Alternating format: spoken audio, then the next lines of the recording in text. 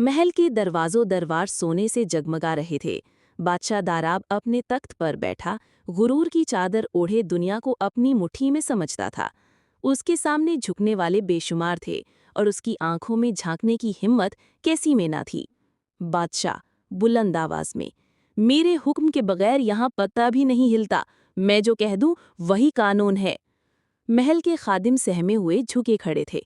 बादशाह का बेटा शहजादा शिराज अपने बाप से भी 2 कदम आगे था गुरूर में।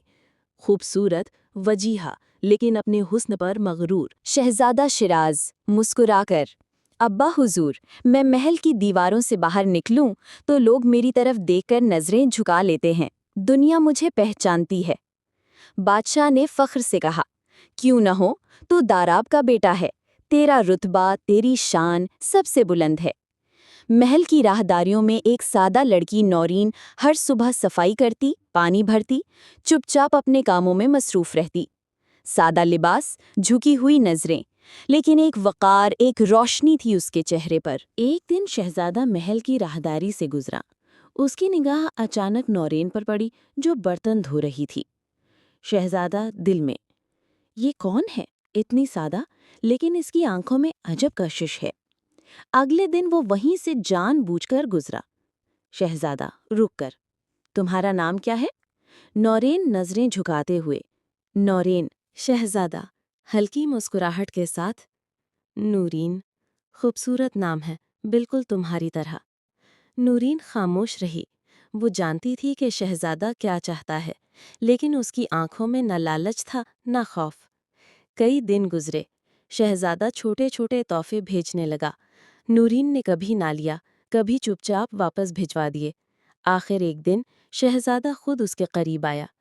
शहजादा, नूरीन, मैं तुम्हें मलिका बनाना चाहता हूँ।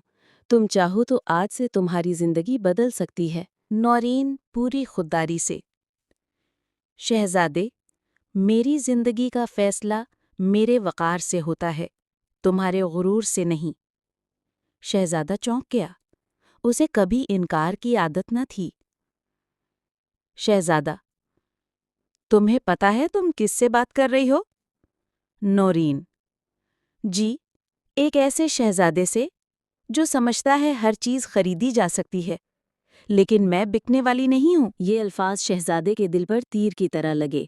उसी वक्त महल की बड़ी खादमा अप्पू आ गई, जो नूरीन से जलती थी। अप्पू गुस्से और हकारत से, कमबख्त, शहजादा तुझे इज्जत दे रहा है और तू मुंह मोड़ रही है। नूरीन सर उठाकर, इज्जत देने वाला अगर खुद गुरूर में डूबा हो तो वो इज्जत नहीं, सौदा होता है। अप्पू फौरन भागी और मलिका को जाकर शिकायत कर दी। मलिका पहले ही नूरीन से नालान थी। ऐसी गुस्ताख लड़की को फौरन महल से निकाल दो। नौरीन को उसी वक्त महल से निकाल दिया गया। सादा सा सामान, झुकी गर्दन, लेकिन दिल में सुकून। शहजादा दूर खड़ा सब कुछ देख रहा था, लेकिन वो कुछ न कर सका। गरूर ने उसकी ज़बान बंद कर रखी थी। रात को वो तन्हा बैठा नौरीन के अल्फाज याद करता रहा। मेरी जिंदगी का फैसला मेरे वक़ार से होता है, तुम्हारे गुरूर से नहीं। और वो लम्हा पहली बार शहजादा खामोश रोता रहा। शहजादा शिराज जब रात को तन्हा अपने कमरे में बैठा था, उसके दिल में एक तूफान सा उठ रहा था। वो जान गया था कि उसकी जिंदगी में सब कुछ बदलना होगा। वो अपना गुरूर, अपनी शान छोड़कर एक नया सफ़र शुरू करने वाला था। अगली सुबह शहजादे ने महल छोड़ने का फैसला कर लिया। उसने अपने सभी कीमती जेवरात और शाही लिबास उतारकर सादा कपड़े पहने और महल के बाहर निकल आया। एक छोटे से जंगल में वो गया, जहाँ न बादशाह की शान थी न महल की रोशनी। वहाँ उसने सादा लोगों की जिंदगी जानी, उनके दुख, उनके मसाइल समझे। वो अक्सर रूप बदलता रहा, कभी सब्जी फरोश बन जाता, कभी पानी वाला, कभी मजदूर। हर रोज़ वो अपनी मोहब्बत की खातिर नई पहचान इख्तियार करता, ताकि नूरेन तक पहुँच सके। दूसरी तरफ महल में अप्पू और मलिका की नाराज़गी बढ़ती जा रही थी। उन्होंने नूरेन को वहाँ आने से सख्ती से रोक दिया था। महल के दरवाजे उस पर बंद थे।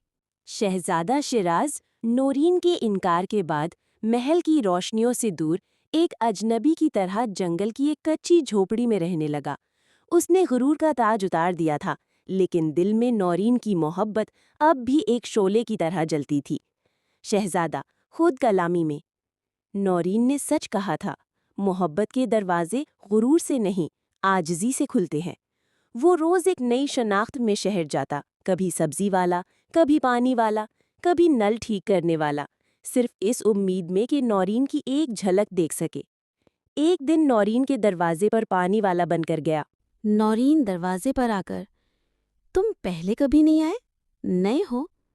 شہزادہ بدلے ہوئے لہجے میں، جی بیوی، نیا ہوں، لیکن پانی سچا ہے، جیسے آپ کا دل۔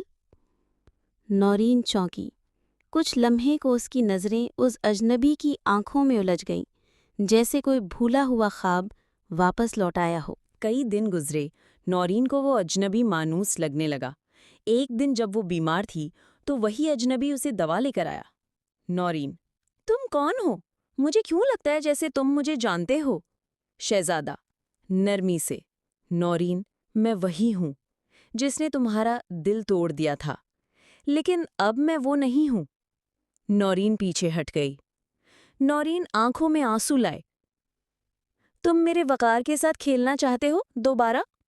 شہزادہ گھٹنوں کے بل گر کر: نہیں نورین، میں وہ غرور نہیں لایا، صرف محبت لایا ہوں، تم سے معافی مانگنے آیا ہوں۔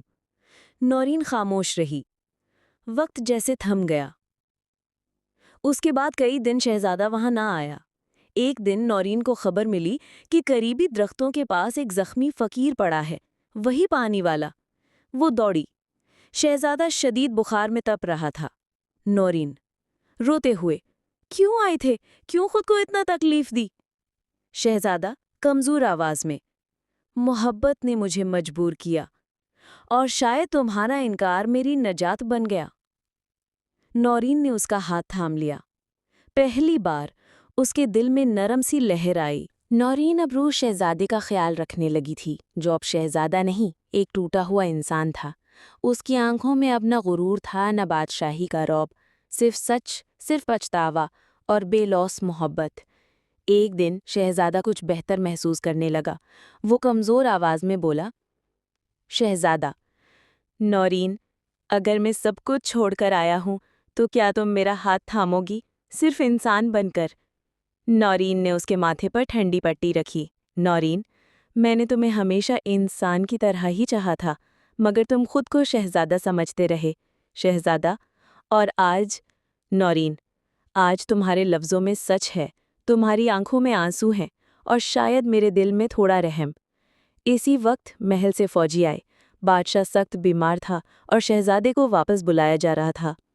محل کے قاصد: بادشاہ داراب تمہیں آخری بار دیکھنا چاہتے ہیں اور تمہیں ولیعہد بنانے کا حکم جاری ہوا ہے۔ شہزادہ نورین کی طرف دیکھنے لگا۔ شہزادہ، کیا تم میرے ساتھ چلو گی؟ بطور شہزادی نہیں، بطور میرا دل۔